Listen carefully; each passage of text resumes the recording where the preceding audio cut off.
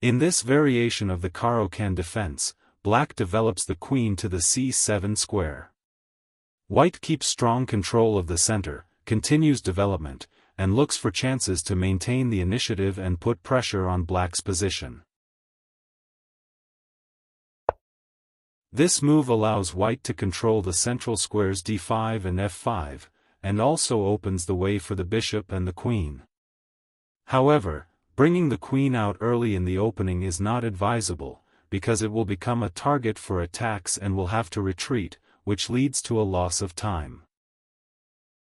In this way, black prepares the advance of the pawn from d7 to d5. If black were to play this move immediately on the first move, white could capture the pawn from e4 on d5. Black would then have to recapture with the queen on d5. This is not favorable, because white could attack the queen by developing the knight to c3. If your opponent allows it, you should always take control of the center.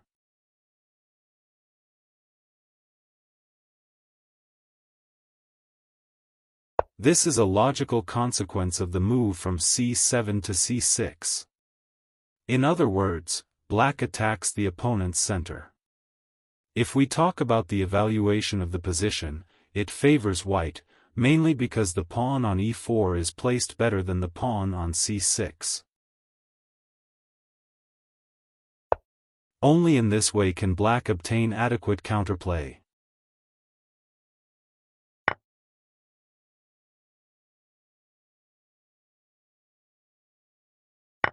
This is the most principled move.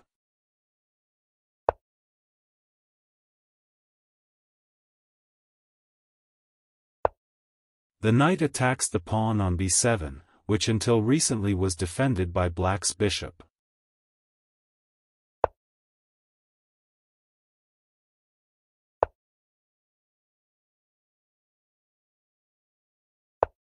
Now it is not favorable for black to capture the knight on c5, because after the bishop from d3 takes on f5, white will have the advantage of the two bishops.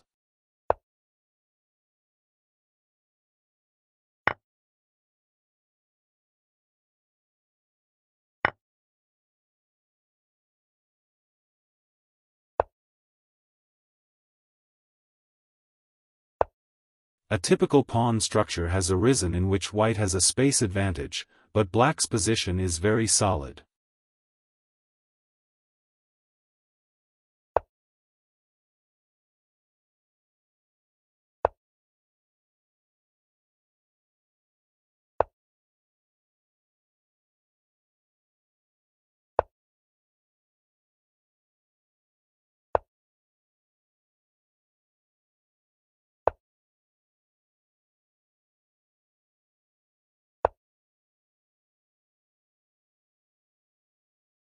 White's position is slightly better due to a space advantage and more active piece placement.